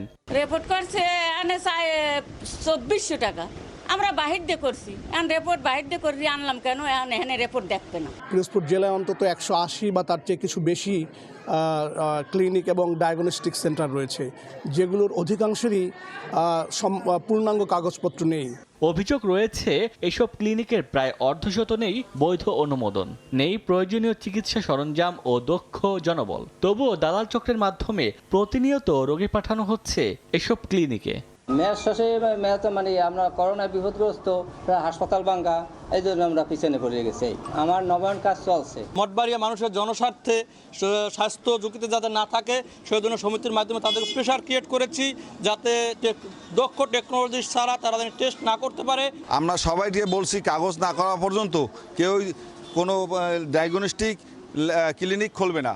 রোগীদের ভোগান্তির কথা চিন্তা করে প্রায় অভিযান পরিচালনা করে দালাল ও ভুয়া ডাক্তারদের আইনের আওতায় আনা হচ্ছে বলে জানান সিভিল সার্জন। বেসরকারি হাসপাতাল আছে, আমরা প্রত্যেকটিতে অভিযান চালাচ্ছি, তাদেরকে আমরা প্রত্যেকটি কাগজ পুঙ্খানুপুঙ্খ যাচাই বাছাই করতেছি এবং আমাদেরকে সেই 2 সপ্তাহ সময় দেওয়া হয়েছে অধিদপ্তরের মন্ত্রণালয়ে পাঠানোর জন্য। আমরা আমাদের কাজ চলমান আছে। জেলায় 182টি ক্লিনিক ও ডায়াগনস্টিক সেন্টার রয়েছে। যথাযথ কাগজপত্র না থাকায় বিভিন্ন সময় বন্ধ করে দেওয়া হয়েছে 9টি প্রতিষ্ঠান। লাগাতার খরায় পড়ছে মাঠের সবজি, আবার অতিবৃষ্টিতে নষ্ট হয়েছে তরমুজের আবাদ। জলবায়ু পরিবর্তনের প্রভাবে কৃষির বিপর্যয় ঘটেছে ঝালকাঠিতে। এক মৌসুমে আবহাওয়ার দ্বিমুখী আচরণে বিপাকে কৃষকরা। টিকে থাকতে সরকারি সহযোগিতা ও দীর্ঘমেয়াদী পরিকল্পনা নেওয়ার দাবি তাদের। বৈরী আবহাওয়া মোকাবিলায় কৃষকদের পরামর্শ দিচ্ছে কৃষি বিভাগ। পলাশ রায়ের পাঠানো তথ্য ও শামীম হোসেনের ছবিতে রিপোর্ট। টানা খরার তাপে ফেটে গেছে জমির মাটি, পানির অভাবে শুকিয়ে গেছে লাউ, শসা, বেগুন সহ নানা ধরনের সবজি। সবুজ ক্ষেত মুহূর্তেই রূপ নিয়েছে বিবর্ণ রূপে। জলবায়ু পরিবর্তনের বিরূপ প্রভাবে এখন দিশেহারা ঝালকাঠির কৃষকরা। খরা কাটিয়ে ওঠার আগেই আবার দেখা দিয়েছে নতুন বিপদ। হঠাৎ অতিবৃষ্টিতে তলিয়ে গেছে কৃষিক্ষেত, জমে থাকা পানিতে নষ্ট হচ্ছে শাক সবজি সহ তরমুজের আবাদ। গত কয়েক বছর ধরে জেলায় আবহাওয়ার এমন বিরূপ অবস্থা তৈরি হয়েছে, দিন দিন তা বেড়েই চলছে। ফসল ফলাতে না পেরে পরিবারে নেমে এসেছে দারিদ্র্যের দুষ্টচক্র। ঋতু বৈচিত্র্য বিপরীত থাকার কারণে আমরা কৃষিকাজে অগ্রগতি বা ভালো ফসল আশানুরূপ ফসল পাই না। আমরা সেই আগের আবহাওয়া পাই না, আবহাওয়া অনেক পরিবর্তনশীল, যার জন্য আমরা হোক, সবজি হোক, প্রত্যেক ফসলের ক্ষতি। টাকা সুদে আনিয়া তারপর আমরা এখানে এই ফসলটা উৎপাদন করি, সেই উৎপাদনে দেখা যায় আমরা সেই বাজার দর করতে পারি না। খরা আর অতিবৃষ্টির এই দ্বিমুখী আঘাতে দিশেহারা কৃষকরা। টিকে থাকতে সরকারি প্রয়োজনীয় সহায়তা ও দীর্ঘমেয়াদী পরিকল্পনা নেওয়ার দাবি তাদের। বৃষ্টি নাই কারণে সব শুকিয়ে যায়, আবার যখন বৃষ্টি আসে তখন সব কিছু আবার বৃষ্টিতে নষ্ট হয়ে যায়। মালচিং, কান্দি পদ্ধতিতে চাষ এবং মাঠে সেচ ও নালা তৈরি করে প্রতিকূল আবহাওয়া থেকে মোকাবেলার পরামর্শ কৃষি বিভাগের। বিরূপ পরিস্থিতি থেকে আমরা কৃষকদের বাইরে যে পরামর্শ দিয়ে থাকি যে আধুনিক উপায় চাষাবাদের জন্য জলবায়ু পরিবর্তনের যে বিরূপ প্রভাব, সেই প্রভাব থেকে আমরা ফসলকে রক্ষা করতে পারি। কৃষি বিভাগের দেওয়া তথ্য মতে জেলায় 1 লাখ মানুষ সরাসরি কৃষিকাজের মাধ্যমে জীবিকা নির্বাহ করে থাকেন। সময় সংবাদ, ঝালকাঠি। শ্রম দিচ্ছেন কিন্তু মিলছে না তার স্বীকৃতি। উপকূলের সংগ্রামী নারী জেলেরা পুরুষের মতোই নৌকা চালানো থেকে মাছ ধরা, শুটকি প্রক্রিয়াজাত সব ক্ষেত্রেই সমানভাবে কাজ করছেন। তবুও সরকারি তালিকায় নাম নেই তাদের। কেবল নারী হওয়ার কারণেই জেলে নিবন্ধন থেকেও বঞ্চিত তারা। শিকদার জাবির হোসেনের প্রতিবেদন, ক্যামেরায় ছিলেন তৌকিব পেদা। স্বামী পরিত্যক্তা নারী জেলে শাবানা বেগম। 15 বছর আগে 2 বছরের সন্তান রেখে চলে যান স্বামী। অভাবের তাড়নায় মহাজনের কাছ থেকে দাদন নিয়ে ছোট্ট একটি নৌকা নিয়ে নেমে পড়েন নদীতে মাছ শিকারে। পটুয়াখালীর আগুনমুখা ও বঙ্গোপসাগর মোহনায় 1.5 দশক ধরে অন্যের নৌকায় মাছ ধরে সংসার চালাচ্ছেন তিনি। কিন্তু এত বছরের শ্রমেও মেলেনি কোনো স্বীকৃতি, জোটেনি জেলে নিবন্ধন কার্ড, সরকারি কোনো সুবিধাও পান না। বেড়ারা আছে হ্যাগরে দেয় কাঠ নিয়ে হ্যাগো কাঠ দেয় হ্যাগো জাইলে নামের সব কিছু পায়, আর আমারও কাঠও দেয় না, মহিলা মানুষ দিকে কাঠও দেয় না, আর আমি কিছু পাইতে আসি না। পটুয়াখালী, বরগুনা, ভোলা, বরিশাল সহ পুরো উপকূল জুড়েই রয়েছে এমন হাজারো নারী জেলে। দেখতে বেদে সম্প্রদায়ের মতো মনে হলেও তারা আসলে পেশাদার মৎস্যজীবী। জাল বাই, এই ধরুন পাকশাক করি, সব কাছে করি। বেড়াগুলো আমরা একসাথেই জাল বাই, আমাকে জাইলে খাটা হয় না কেন? বাড়ি ঘর নাই, কোনো জায়গা জমি নাই, কিছু নাই, তাদের আমাকে সরকারের জেলেদের কার্ড দেয় নাই। আমরা বেড়াগুলোকে হুমেনি কাম করি, আমরা মহিলা দেখে আমাকে জাইলে কার্ড দেয় না, বেড়া করে দেয়। উপকূলের এসব নারী জেলেরা প্রতিনিয়ত রোদে পুড়ে বৃষ্টিতে ভিজে নদীতে গিয়ে মাছ শিকার করলেও আজও মেলেনি তাদের সরকারি স্বীকৃতি। পুরুষ সহকর্মীরা জেলে নিবন্ধন তালিকাভুক্ত হলেও কেবলমাত্র নারী হওয়ার অপরাধে তারা থেকে যাচ্ছেন সরকারি তালিকার বাইরে। শুধু মাছ ধরা নয়, উপকূলের নারীরা সমানতালে যুক্ত আছেন নানা কাজে। কেউ নৌকা চালান, কেউ মাছ কাটাকাটি করেন, শুটকি তৈরি করেন, আবার কেউ নদী থেকে পোনা সংগ্রহ করেন। তবুও বৈষম্য পিছু ছাড়েনি। দিনভর কাজ করেও মেলে পুরুষের তুলনায় প্রায় অর্ধেক মজুরি। সন্ধ্যা 6টা 6:30 পর্যন্ত কাজ করি, 500 টাকা বেতন চলে, 2 বেলা খাওয়াই। একদিন যদি না নদীতে না যাইতে পারি তাহলে আর আমাকে পাহাড় চুলা জ্বলে না। নারী উন্নয়ন কর্মীরা বলছেন উপকূলের নারী জেলেদের নিবন্ধনের বাইরে রাখা স্পষ্ট বৈষম্য। তাদের অধিকার নিশ্চিতে দ্রুত পদক্ষেপ জরুরি। উপকূলীয় যে নারীরা যে কাজ করে তাদের এই কাজটা কিন্তু অনেকটাই চ্যালেঞ্জের পথে অগ্রসর হচ্ছে। কারণ জেলেরা, আমি যদি জেলেদের কথা বলি, নারীরা এখন জেলে, নারীরা বেশ কিছু নারী আছে কিন্তু তাদের নিবন্ধন হয় না জেলে হিসাবে, এবং সেটাও শুধু লিঙ্গ বৈষম্যের কারণে যে তারা নারী। এভাবে যদি আমরা বৈষম্য সৃষ্টি করি নারীর প্রতি, তাহলে নারীর যে অধিকার রয়েছে আমাদের সংবিধানে, সেই নারী অধিকার কিন্তু সম্পূর্ণভাবে বাস্তবায়িত হচ্ছে না। মৎস্য অধিদপ্তরের তথ্য অনুযায়ী দেশে বর্তমানে নিবন্ধিত জেলের সংখ্যা প্রায় 18,03,418 জন। কিন্তু নারীদের জন্য নেই আলাদা কোনো পরিসংখ্যান। তালিকাভুক্তদের মধ্যে নারীদের অংশগ্রহণ 1%-এরও নিচে। 1998 সালের জাতীয় মৎস্য নীতিমালায় জেলেদের জীবনমান উন্নয়নের কথা থাকলেও নারী জেলেদের জন্য আলাদা কোনো নীতিমালা হয়নি। 2019 সালের নতুন নিবন্ধন নির্দেশিকাও মূলত পুরুষদের ঘিরেই তৈরি, তাই বাস্তবতার বাইরে রয়ে গেছেন নারী জেলেরা। শিকদার জাবির হোসেন, সময় সংবাদ, পটুয়াখালী। ভোলায় বিশ্ব ব্যাংকের ঋণের টাকায় নির্মিত মৎস্য অবতরণ কেন্দ্র ও সার্ভিলেন্স চেকপোস্ট এখন স্থানীয় মৎস্য বিভাগের জন্য গলার কাঁটা হয়ে দাঁড়িয়েছে। জেলেদের উন্নয়নের লক্ষ্যে মেঘনার তীরে নির্মিত এসব স্থাপনা পড়ে আছে অকেজো হয়ে।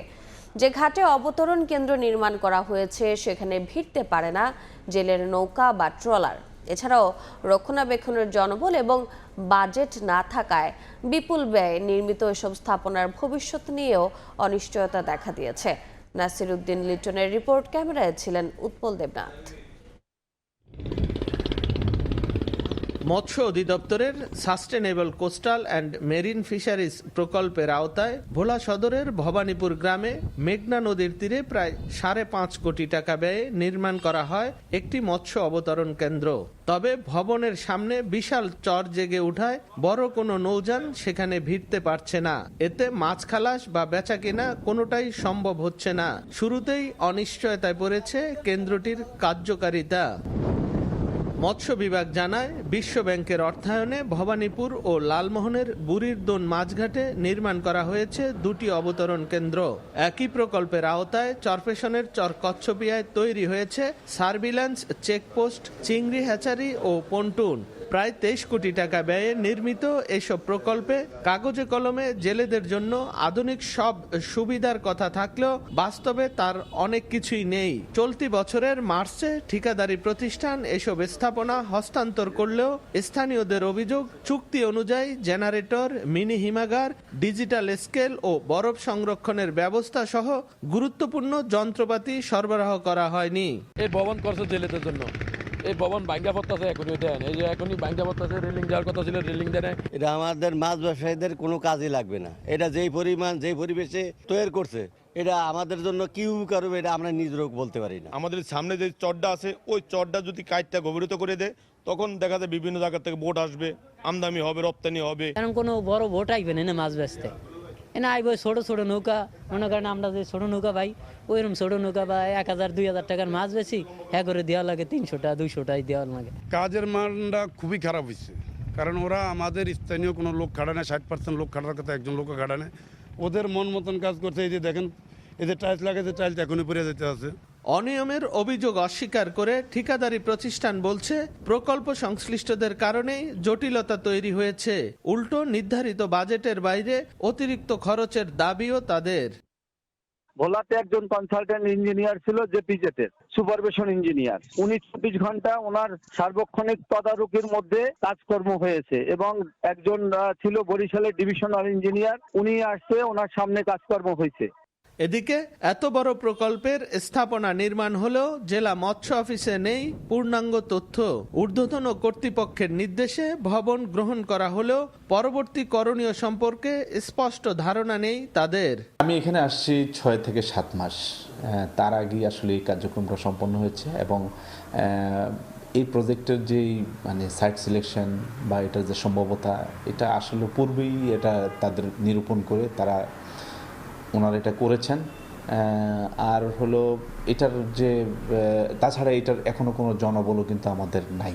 Sustainable coastal and marine fisheries প্রকল্পের 10টি অবতরণ কেন্দ্রের মধ্যে 2টি নির্মিত হয়েছে ভোলায়। এছাড়া চর কচ্ছপিয়া সার্ভেলেন্স চেকপোস্টে স্পিড বোট থাকলেও নেই চালক, সেটিও পড়ে আছে অকেজু।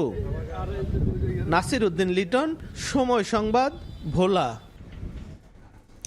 বরিশালের বৃহৎ মাছের পাইকারি বাজার পোর্ট রোড মৎস্য অবতরণ কেন্দ্রে জমে উঠেছে মাছ বেচাকেনা। নদ নদী ও সাগরের নানা প্রজাতি মাছের পসরা বসেছে। মাছ বেচাকেনার আরও খবর জানাতে যুক্ত হচ্ছেন সহকর্মী মেহেদী হাসান বাপ্পি। সরাসরি যাচ্ছি তার কাছে। বাপ্পি, নদী, সমুদ্র কিংবা চাষের এমন কোনো মাছ নেই যা এই বাজারটিতে মিলবে না। আমরা এই মুহূর্তে রয়েছি বরিশাল বিভাগের সবচেয়ে বড় যে মাছের পাইকারি বাজারটি রয়েছে পোর্ট রোড মৎস্য অবতরণ কেন্দ্র। আমরা ঠিক এই মুহূর্তে সেখানটিতে রয়েছি। বিভাগের বিভিন্ন জেলার নদ নদী এবং সমুদ্র থেকে জেলেরা যে মাছ শিকার করেন তা কিন্তু এই যে পোর্ট রোড মৎস্য অবতরণ কেন্দ্রটি এখানটিতে নিয়ে আসেন, এবং এখান থেকেই দেশের বিভিন্ন প্রান্তে এই মাছগুলো পাঠানো হয়। আমরা সেই চিত্র আপনাদেরকে সরাসরি দেখানোর চেষ্টা করছি, এবং জানিয়ে রাখি ইলিশের নিষেধাজ্ঞা গত 30 এপ্রিল শেষ হওয়ার পরও কিন্তু এখানের ব্যবসায়ীদের সাথে আমরা কথা বলেছিলাম, তারা যেমনটা বলছেন যে ইলিশের যে আমদানি সেটি এক প্রকার নেই বললেই চলে। এই যে পোর্ট রোড মৎস্য অবতরণ কেন্দ্রটিতে আমরা রয়েছি, এইখান থেকে মূলত পাইকারি মাছ কিনে নিয়ে এই শহরের বা জেলার বিভিন্ন যে খুচরো ভোক্তা পর্যায়ের যে খুচরো বাজারগুলো রয়েছে সেখানটিতে এই মাছ বিক্রি করা হয়। আমরা এই বাজারটিতে, এই পোর্ট রোড যে মৎস্য অবতরণ কেন্দ্রটিতে এখানে মোট 150 জন আড়তদার রয়েছেন। সেই আড়তদাররা জেলার বিভিন্ন বিভাগের বিভিন্ন নদ নদীর জেলেদের মাধ্যমে মাছ সংরক্ষণ করে এবং দেশের বিভিন্ন প্রান্তে পাঠায়। এমনকি আমরা এখানে যারা ব্যবসায়ী তারা বলছেন যে বিশেষ করে চাষের যে পাঙ্গাস মাছ সেটি আজকে 5 থেকে 6 কেজি ওজনের যে পাঙ্গাস মাছ রয়েছে সেটি 200 টাকা কেজি দরে পাইকারি বিক্রি হচ্ছে। একই সাথে চিংড়ি মাছ বিক্রি হচ্ছে 800 থেকে 1500 টাকা করে, পাবদা মাছ বিক্রি হচ্ছে 350 থেকে প্রায় 400 টাকা। এবং ইলিশের যে বিষয়টি বারবারই আসছে সেটি কিন্তু এবারে নিষেধাজ্ঞা উঠে যাওয়ার পর একদমই কম। তারা এখানকার যারা ব্যবসায়ী রয়েছেন তারা আমাদেরকে ঠিক একই তথ্য বলছেন। আমরা এই মুহূর্তে দেখছি যে পাঙ্গাস মাছের বিশেষ করে যে পোনা পাঙ্গাস মাছটি রয়েছে এটিও কিন্তু এখানকার যারা ব্যবসায়ীরা রয়েছেন তারা কিন্তু সেটি দেখাচ্ছেন। এবং এই মাছ বাজার থেকে কিন্তু বিশেষ করে বড় কোনো আয়োজনও যদি পারিবারিক থাকে সেই মাছও কিন্তু এখান থেকে সংরক্ষণ করেন ভোক্তা পর্যায়ের ব্যক্তিরা পাইকারি দরে।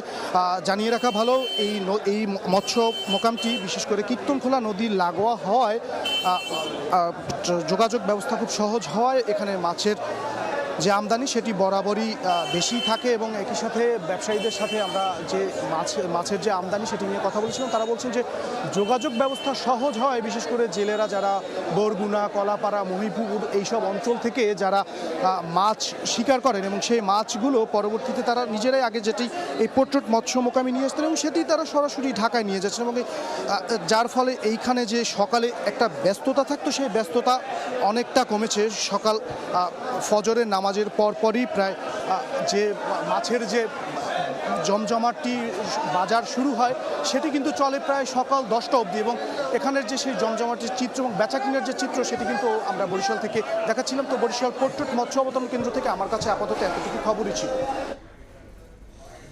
সরাসরি যুক্ত ছিলাম বরিশালে। নির্ধারিত সময়ের 7 বছর পার হতে চললেও চালু হয়নি বরিশালের শিশু হাসপাতাল। 200 শয্যার এ হাসপাতালের নির্মাণে কয়েক দফা সময় বাড়ানো হলেও আলোর মুখ দেখেনি প্রকল্পটি। গণপূর্ত বিভাগ কাজ শেষ করার দাবি করলেও হয়নি বৈদ্যুতিক সাবস্টেশনের কাজ। আর জনবল ও প্রয়োজনীয় সরঞ্জাম না থাকার কথা বলছে স্বাস্থ্য বিভাগ। সুজয় দাসের ছবিতে অপূর্ব রিপোর্ট। বরিশালের শের-ই-বাংলা মেডিকেল কলেজ হাসপাতালের শিশু ওয়ার্ড কানায় কানায় পূর্ণ। এক শয্যায় একাধিক রোগী, অনেকের স্থান হয় মেঝেতে। জেলার শিশু চিকিৎসা আরও উন্নত করতে এ ভোগান্তি কমাতে 2017 সালে শহরের আমানতগঞ্জে শুরু হয় বিশেষায়িত শিশু হাসপাতালের নির্মাণ কাজ। 200 শয্যার এই হাসপাতালটির নির্মাণ কাজ 2019 সালে শেষ হওয়ার কথা ছিল। 4 তলা ভবনের মূল অবকাঠামোর নির্মাণের পর কয়েক দফা সময় বাড়ানোর পরও প্রকল্পটি আলোর মুখ দেখেনি। এতে ক্ষুব্ধ নগরবাসী। প্রশাসন সহ স্থানীয় জনপ্রতিনিধি সকলে মিলে এটা নিয়ে একটি নতুনভাবে ভাবতে হবে এবং নতুন উদ্যোগ নিতে হবে, যার মধ্যে দিয়ে শিশুর নাহলে যে অবস্থা চলতেছে তাতে শিশুরা বিনা চিকিৎসায় মারা যাবে। গণপূর্ত বিভাগের কাজ শেষ করার দাবি করলেও হয়নি বৈদ্যুতিক সাবস্টেশনের কাজ। আর জনবল ও প্রয়োজনীয় সরঞ্জাম না থাকার কথা বলছে স্বাস্থ্য বিভাগ। দরপত্র মূল্যায়ন প্রক্রিয়া চলমান আছে। এই সাবস্টেশন জেনারেটর বা বৈদ্যুতিক বিদ্যুতের কাজ সম্পন্ন হয়ে গেলে আমাদের হাসপাতাল সকল অঙ্গের কাজ সম্পন্ন হবে এবং আমরা প্রত্যেক সংস্থার নিকট হস্তান্তর করতে পারবো। এটা হচ্ছে বিডব্লিউকে হ্যান্ড ওভার করছে স্বাস্থ্য বিভাগ না, এটা হ্যান্ড ওভার করছে জেলা প্রশাসকের মাধ্যমে। এখন মন্ত্রণালয় যেভাবে ডিসিশন দিবে সেভাবে এটা কাজ হবে। তবে হাসপাতালটি দ্রুত চালুর নির্দেশনা দিয়েছে বিভাগীয় প্রশাসন। বিদ্যুতের সংযোগ আমরা দিয়েছি, পানির কোনো সংযোগ ছিল না। আমরা সেই এখানে পাম্প বসিয়েছি, পানিও চালু করেছি, সব সিস্টেমে চালু করেছি এবং এটা রেডি ফর সার্ভিস। বরিশালে শিশু হাসপাতাল নির্মাণে ব্যয় হয় 19.5 কোটি টাকা। অপূর্ব অপু, সময় সংবাদ, বরিশাল। ভোরের সময় ছিল আমার কাছে। পরবর্তী সংবাদগুলো জানাতে যুক্ত হবেন আলিশা ইসলাম। ধন্যবাদ রোজা। পরবর্তী সংবাদগুলো জানাবো আমি আলিশা ইসলাম। দেখছেন ভোরের সময়, সঙ্গেই থাকুন।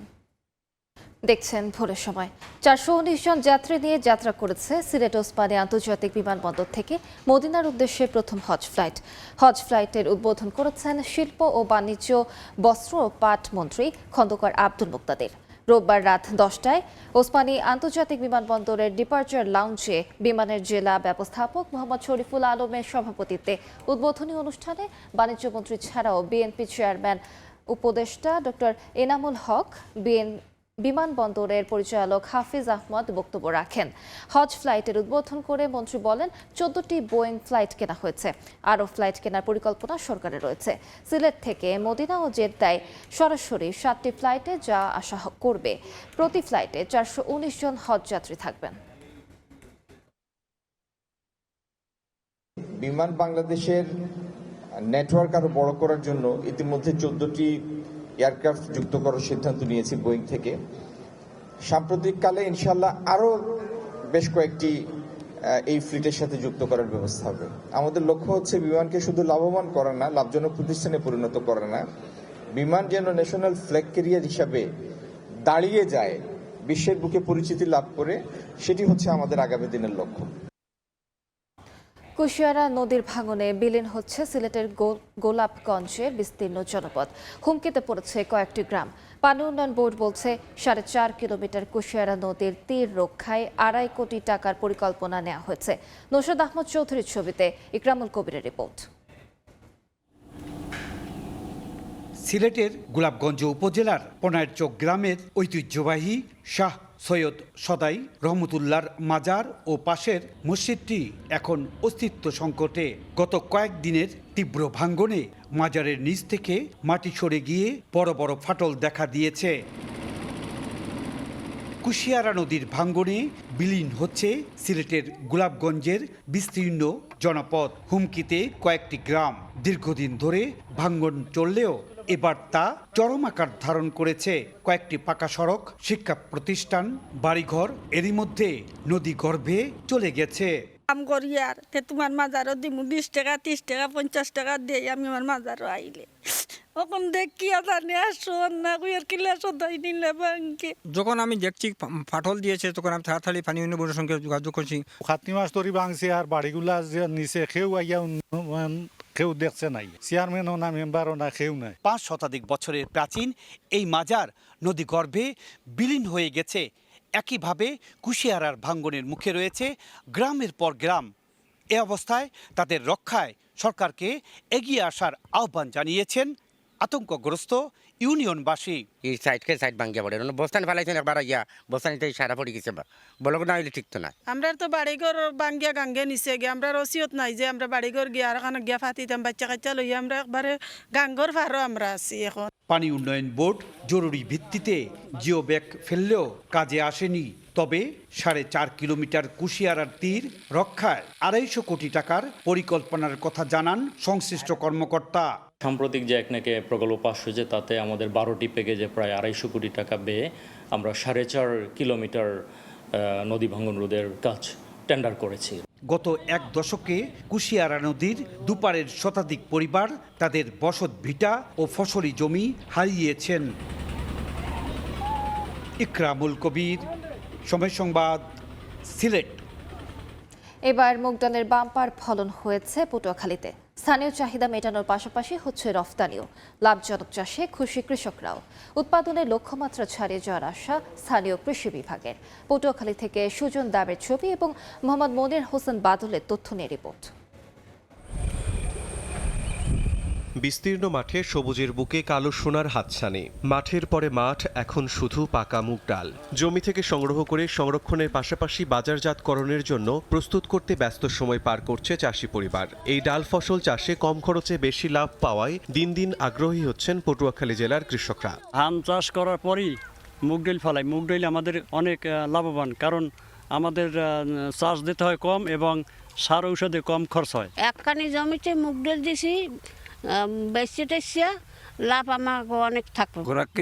এবারে ভালো টাকায় বেচতে পারবো। অনুকূল আবহাওয়ায় এবার একর প্রতি ফলন মিলছে 2700 থেকে 2800 কেজি পর্যন্ত। গেল বছর প্রতিমন মুগ ডাল 3400 টাকা কেজি দরে বিক্রি হলেও এবার তা ঠেকেছে 4000 টাকায়। এবছর খরচ মরচ যাইয়াও 1,50,000 টাকা বেচতে পারবো। এবছর মুগ ডাল আমাকে অনেক ভালো হয়েছে, আত্মীয় স্বজনের দিয়া বেচা কেনাও করতে পারবো নিজেরা রেখে। মুগ ডাল অনেক ভালো হয়েছে, খরচাপাতি দিয়ে অনেক করা যাইবে।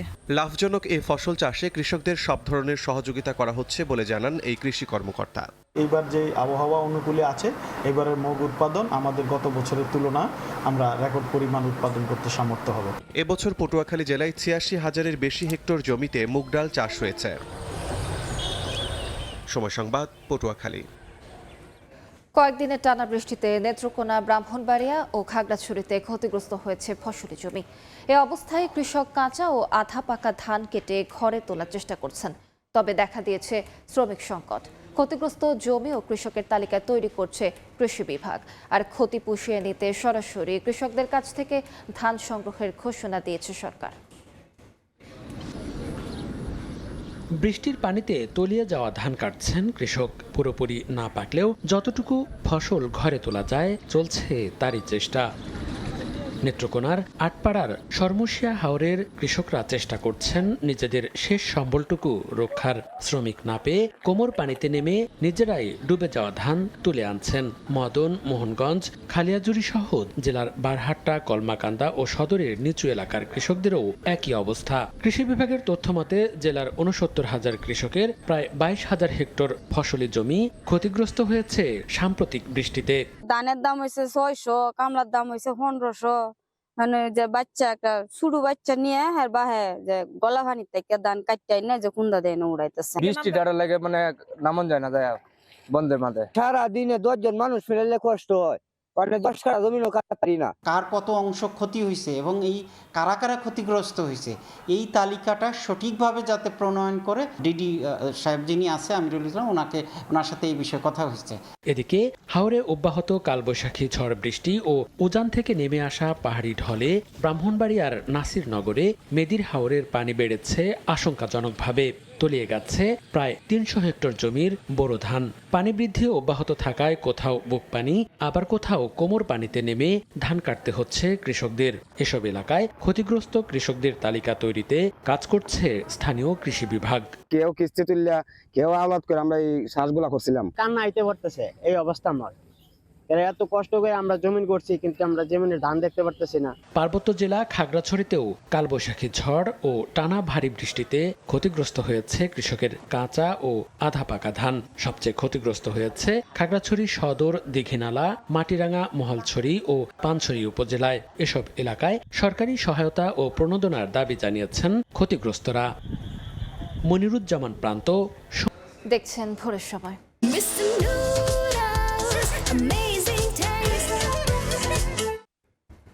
রংপুর জেলা মোটর শ্রমিক ইউনিয়নের নির্বাচনের দাবিতে কর্মবিরতি ও অবস্থান কর্মসূচি পালন করেছে শ্রমিকরা। দুপুরে বিভাগীয় নগরীর বাস টার্মিনাল এলাকায় এই কর্মসূচি পালন করেন তারা। শ্রমিকদের দাবি, গণ অভ্যুত্থান পরবর্তী সময়ে আহ্বায়ক কমিটি দিয়ে চলছে জেলা ও বিভাগীয় শ্রমিক ইউনিয়নের কার্যক্রম। নানা সময় আহ্বায়ক কমিটি এবং বিভিন্ন উপকমিটি গঠন হলেও গ্রুপিংয়ের কারণে কাঙ্ক্ষিত নির্বাচন অনুষ্ঠিত হচ্ছে না। ফলে নানা সমস্যার সম্মুখীন হতে হচ্ছে শ্রমিকদের। এ সময় আগামী 10 দিনের মধ্যে নির্বাচনের তারিখ ঘোষণা করা না হলে বৃহৎ কর্মসূচির ঘোষণাও দেন তারা।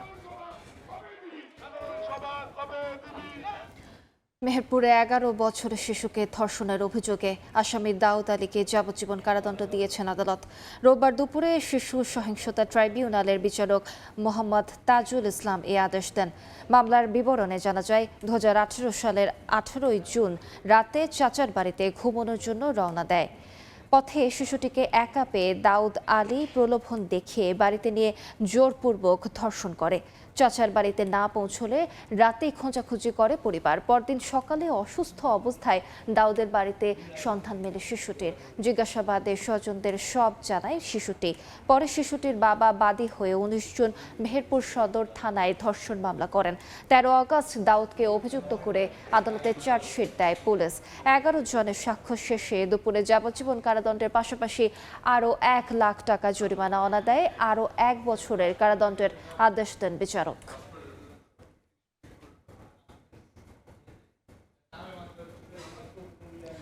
চুয়াডাঙ্গায় অবৈধ লোটাস সুপার আইসক্রিম ফ্যাক্টরিকে 50,000 টাকা জরিমানা করা হয়েছে। ক্ষতিকর রং, ফ্লেভার লাইসেন্স না নিয়ে আলমডাঙ্গায় দীর্ঘদিন ধরে ফ্যাক্টরিতে অবৈধভাবে আইসক্রিম তৈরি করা হচ্ছিল। এমন খবরে দুপুরে আলমডাঙ্গার হাউসপুর গ্রামে অভিযান পরিচালনা করেন ভোক্তা অধিকার সংরক্ষণের সহকারী পরিচালক মোহাম্মদ মামুনুল হাসান ও জেলা নিরাপদ খাদ্য কর্মকর্তা সজীব পাল। এ সময় লোটাস সুপার আইসক্রিম ফ্যাক্টরির মালিক সাজিদুর রহমানকে 50,000 টাকা জরিমানা করা হয় এবং আইসক্রিম জব্দ এবং জনসম্মুখে ধ্বংস করা হয়।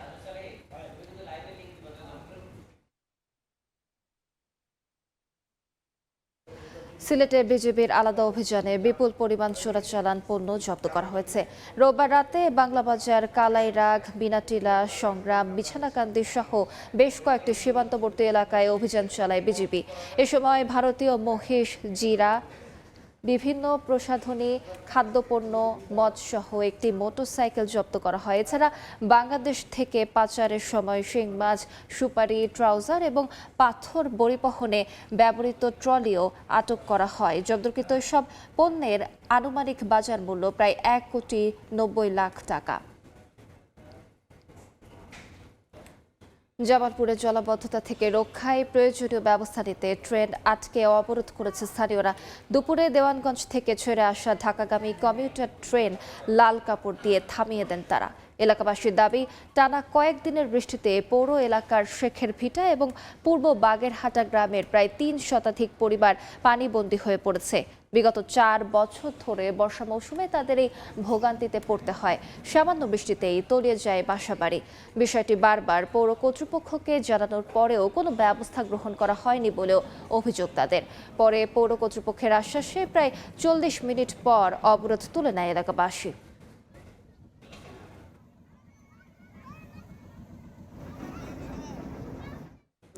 চাঁপাইনবাবগঞ্জে গাঁজা সদৃশ্য প্রায় 5,000 ভাঙ্গাচ উদ্ধার করেছে মাদকদ্রব্য নিয়ন্ত্রণ অধিদপ্তর। এ সময় 3 জনকে আটক করা হয়। মাদকদ্রব্য নিয়ন্ত্রণ অধিদপ্তর জানায়, দুপুরে জেলা শহরের কাঁঠাল বাগিচা এলাকায় সোনালী ব্যাংকের পেছনের একটি পরিত্যক্ত জমিতে অভিযানে যায় তারা। এ সময় 5,260টি ভাঙ্গাচ উপড়ে ফেলে সহ ঘটনাস্থলে উপস্থিত 3 জনকে আটক হয়। দীর্ঘদিন ধরে পরিত্যক্ত অবস্থায় থাকা জমিটিতে গোপনে ভাং গাছের চাষ করা হচ্ছিল বলে প্রাথমিকভাবে ধারণা সংশ্লিষ্টদের। এসব গাছের বীজ থেকে নেশা জাতীয় পানীয় তৈরি করা হতো। কুমিল্লা সদর উপজেলা বিএনপির সভাপতি রেজাউল কাইয়ুমকে আটক করায় থানা ঘেরাও করে বিক্ষোভ করেছেন নেতাকর্মীরা। দুপুরে শহরের শাসনগাছার বাসা থেকে আটক করে কোতোয়ালি থানায় নিয়ে আসে ডিবি ও কোতোয়ালি থানা পুলিশ। নেতাকর্মীদের অভিযোগ, রেজাউল কাইয়ুমকে থানায় রাখা হলেও তাকে কোনো অভিযোগে আটক করা হয়েছে তা বলছে না পুলিশ। এদিকে এ ঘটনার প্রতিবাদে থানা ঘেরাও সহ শাসনগাছা বাস টার্মিনাল অবরোধ করেছে পরিবহন চালক ও শ্রমিকরা। এতে করে বন্ধ রয়েছে বাস চলাচল। কোতোয়ালি থানার ভারপ্রাপ্ত কর্মকর্তা তৌহিদুল আনোয়ার জানান, প্রশাসনিক ঊর্ধ্বতন মহলের নির্দেশে তাকে। ঝিনাইদহে মোটরসাইকেল চুরি করে পালানোর সময় সড়ক দুর্ঘটনায় এক যুবক নিহত হয়েছে। পুলিশ জানায়, রাতে শহরের পাগলাকানাই এলাকা থেকে রাসেল নামের এক যুবকের মোটরসাইকেল চুরি করে পালাচ্ছিল সাধুহাটি গ্রামের মাসুদ হোসেন। নগরবাথান এলাকায় পৌঁছলে বিপরীত দিক থেকে আসা একটি মাইক্রোবাসের তাকে ধাক্কা দেয়। এতে রাস্তায় ছিটকে পড়ে ঘটনাস্থলেই মারা যায় মাসুদ। পরে খবর পেয়ে ফায়ার সার্ভিস লাশ উদ্ধার করে সদর হাসপাতালে মর্গে পাঠায়।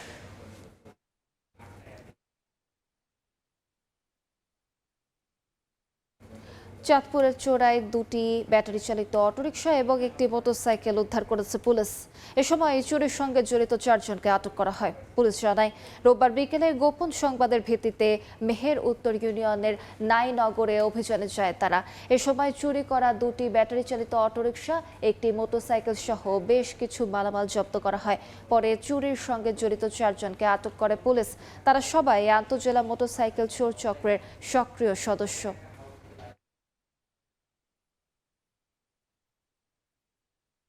লক্ষ্মীপুরের দাফনের প্রায় 14 মাস পর কবর থেকে শাহাদাত হোসেন পরাশ নামে এক কৃষক দল নেতার মরদেহ উত্তোলন করা হচ্ছে।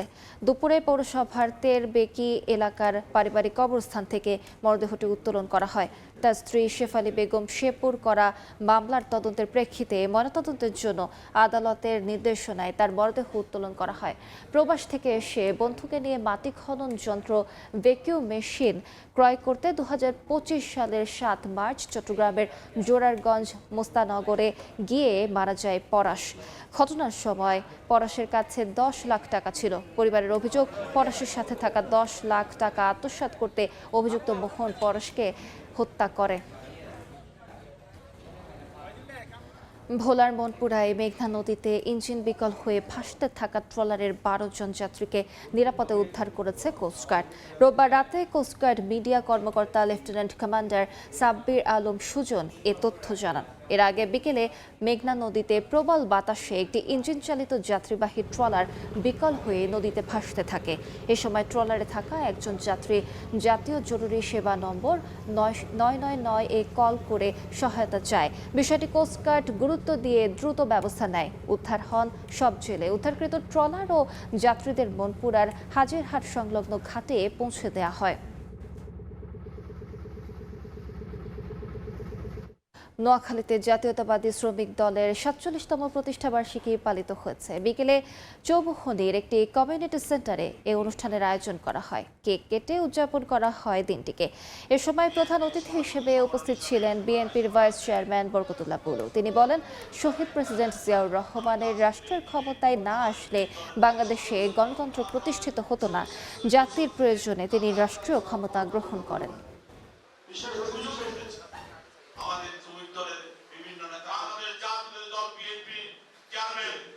পশ্চিমবঙ্গ সহ 5টি রাজ্যের বিধানসভা নির্বাচনের ফল প্রকাশ আজ। যদিও সারা দেশের নজর থাকবে পশ্চিমবঙ্গের দিকেই, রাজ্যটিতে মমতার প্রত্যাবর্তন নাকি ক্ষমতার পালাবদল হবে তা নিয়ে উত্তপ্ত রাজনীতির মাঠ। যে কোনো অস্থিতিশীল পরিস্থিতি নিয়ন্ত্রণে নিরাপত্তা জোরদার করা হয়েছে। বিস্তারিত সুব্রত আচার্যের রিপোর্টে। পশ্চিমবঙ্গে 2011 সালে বামফ্রন্টকে হটিয়ে ক্ষমতার মসনদে বসে তৃণমূল কংগ্রেস।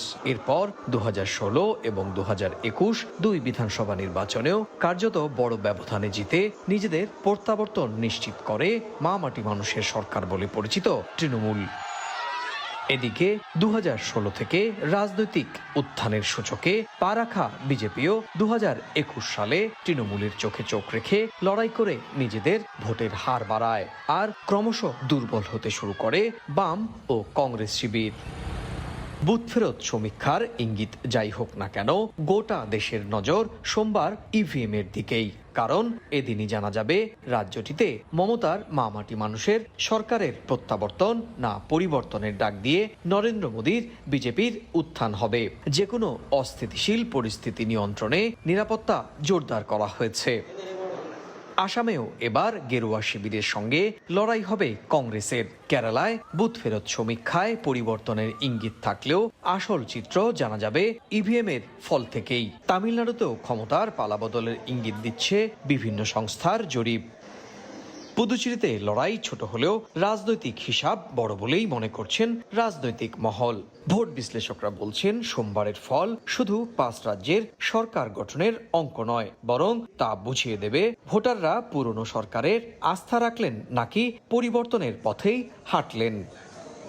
সুব্রত আচার্য, সময় সংবাদ, ভারত। ইরানের দেওয়া 14 দফা প্রস্তাবের জবাব দিয়েছে যুক্তরাষ্ট্র। তেহরান তা পর্যালোচনা করছে বলে জানিয়েছে ইরানের পররাষ্ট্র মন্ত্রণালয়। যদিও এ বিষয়ে ওয়াশিংটনের পক্ষ থেকে আনুষ্ঠানিকভাবে কিছু জানানো হয়নি, বরং ইসরায়েলি গণমাধ্যমে দেওয়া সাক্ষাৎকারে তেহরানের প্রস্তাব অগ্রহণযোগ্য বলে উল্লেখ করেছেন মার্কিন প্রেসিডেন্ট ডোনাল্ড ট্রাম্প। এদিকে হরমুজ প্রণালীতে আটকে পড়া জাহাজগুলোকে নিরাপদে বের হতে যুক্তরাষ্ট্র সাহায্য করবে বলে জানিয়েছেন ট্রাম্প।